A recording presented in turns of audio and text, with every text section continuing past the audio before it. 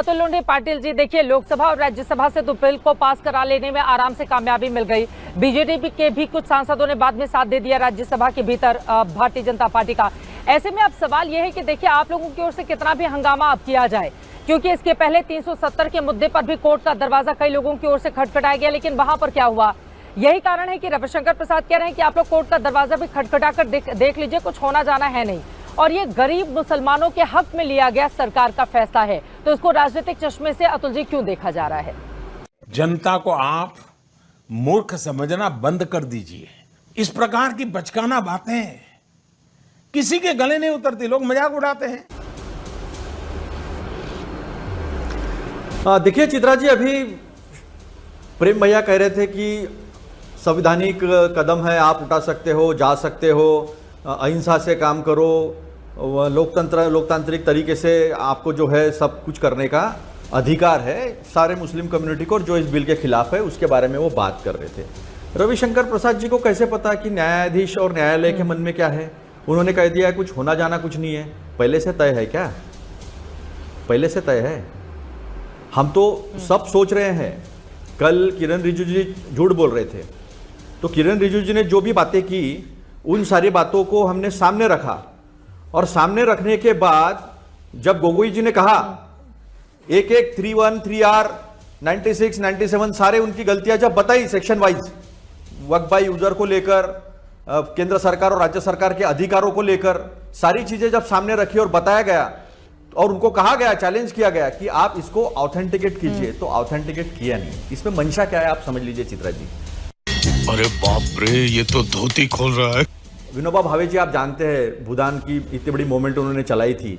वो कहते थे सब भूमि गोपाल की, और हमारे मोदी जी है वो कहते हैं कि सब भूमि मेरे दोस्तों की। आज वक्फ की बारी है, मुसलमानों की बारी है। कल मंदिर, मठों, गिरजाघरों, चर्च, गुरुद्वारा, इनके जमीन की बारी नहीं आएगी, ये कैसे कौन कह सकता है?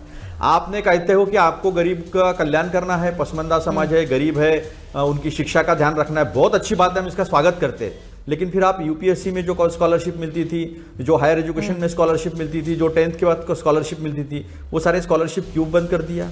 आपने जो प्रावधान था, बजटरी प्रोविजंस जो थे, वो बजटरी प्रोविजंस 2022, 23, 24 में आपने कम क्यों कर दिए हैं? ये सारी चीजें जो है वो सामने दिखता है कि आपकी मंशा कुछ और है और आप बता कुछ रहे हो।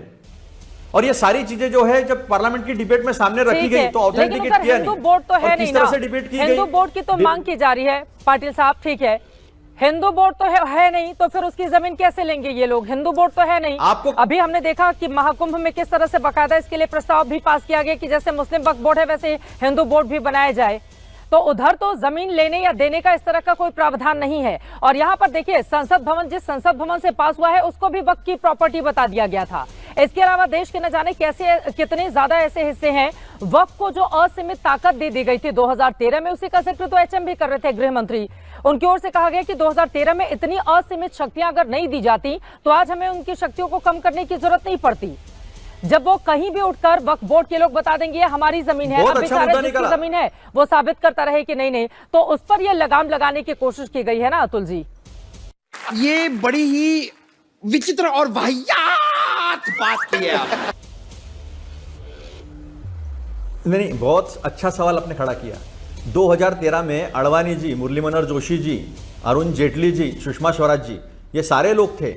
2010 में लालू जी ने कहा था, लालू जी भी थे, और सारे लोगों ने कंसेंसस के साथ बिल पास किया था जी। और तब रिगरस इंप्रिजनमेंट जो थी, जो सजा थी वो रिगरस थी 2 साल की, वो हटा दी है, उसको सिंपल कर दिया है 6 महीने का।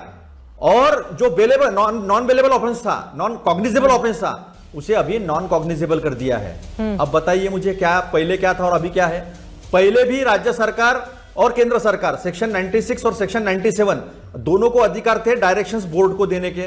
अब बताइए, पहले बोर्ड जो है वो इलेक्टेड था, अभी बोर्ड नॉमिनेटेड कर दिया है। पहले बोर्ड को अधिकार था, अब कलेक्टर को अधिकार दे दिया है। पहले ऐसा कभी नहीं था कि हाईकोर्ट में नहीं जा सकते, हाईकोर्ट में बिल्कुल जा सकते हैं। हाईकोर्ट में और सुप्रीम कोर्ट में कई मसले जो है वो आज भी पेंडिंग है, और उसके ऊपर आज भी जो है बातें चल रही है। अभी रुक जाइए थोड़ा, मुझे पूरा एक्सप्लेन करने दीजिए। ये जो सेक्शन 83 सबसेक्शन 9 है, हाँ, नहीं वो गलत उसमें इंफॉर्मेशन हाईकोर्ट का रोल है। आप कुछ भी बोलो, ये नहीं सुनने वाला। विरोध पार्टी कुछ क्लॉज थे, हर एक मामले को लेकर आप कोर्ट का दरवाजा नहीं खटखटा सकते थे, उसमें कुछ क्लॉज हैं सर। देखिए, मुझे लगता है कि दर्शकों तक सही जानकारी पहुंचनी चाहिए। हाईकोर्ट पे बिल्कुल जा सकते थे, लेकिन उसमें बकायदा कुछ क्लॉज थे। हर मामले को लेकर आप हाईकोर्ट का दरवाजा नहीं खटा सकते। अतुल जी, चाहे आपका मामला हो, हमारा मामला हो, हम लोग आराम से कोर्ट का दरवाजा किसी भी मुद्दे को लेकर खटखटा सकते हैं, लेकिन इसमें कुछ नियम कायदे कानून तय कर दिए गए थे। इसी वजह से तो असीमित शक्तियों की बात की जा रही है। बोले सर, उसके बाद मैं बाकी लोगों के पास आऊंगी। जल्दी से बोलिए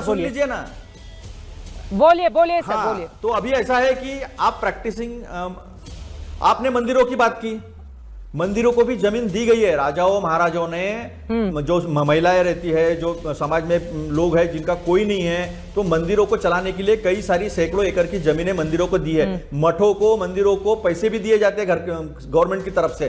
कर्नाटक के चुनाव में सबसे बड़ा मुद्दा था जो एंडोमेंट है वहां पर मठों का, उसमें पैसे 40% जो है वो कमीशन मांगा गया था।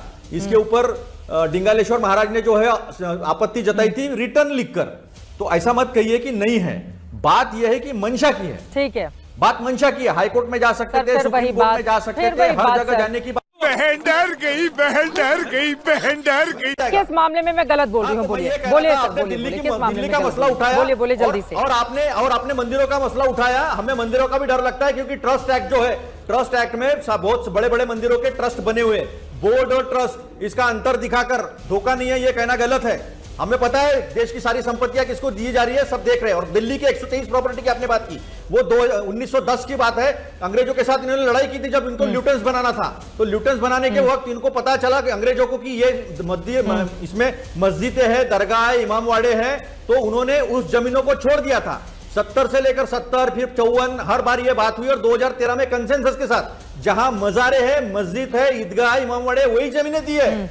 तो ये गलत फहमी मत फैलाइए कि संपत्ति दी है या संसद अपना कह लेंगे, ये सारा झूठ था। और ये सब सवाल पूछा गया किरण रिजिजू से कि इसको ऑथेंटिकेट कीजिए, तो किरण रिजिजू ने क्या बात कर रहे हैं सर? हम लोगों ने इस पर डिबेट की है, संसद भवन को लेकर दावे किए गए थे हम लोगों ने। वाह क्या एक्टिंग कर रहा है, वाह क्या एक्टिंग कर रहा है। के पास आते हुए आरएसएस का कपड़ा पहनाकर नीतीश कुमार के पोस्टर लगा देंगे, क्या हो जाएगा इससे? नवल किशोर जी, ठीक है सर, मैं आऊंगी, आप अपनी बात करिएगा, बाकी लोगों की जल्दी जल्दी टिप्पणी ले लेती हूँ। नवल किशोर साहब। नहीं चित्रा जी, अगर भारतीय जनता पार्टी, जिसका कंटेंट और इंटेंट दोनों कम्युनल है, और पिछले 14-11 साल से यही कोशिश कर रही है कि वो पूरे देश को कम्युनल स्टेट में झोंकने का कोशिश करे। नीतीश कुमार ने तो खुद ही कहा था कि संघ में, मिट्टी में मिल जाएंगे, लेकिन संघ और भाजपा में नहीं जाएंगे। तो संघ में जाने का और मिट्टी में मिलने का संकल्प पूरा हुआ। यही बात आरजेडी कर रही है, इसमें गलत बात क्या है? किसी को गलत इसमें लग क्या रहा है? सही बात तो ये है कि नीतीश कुमार जी अपने आप में नहीं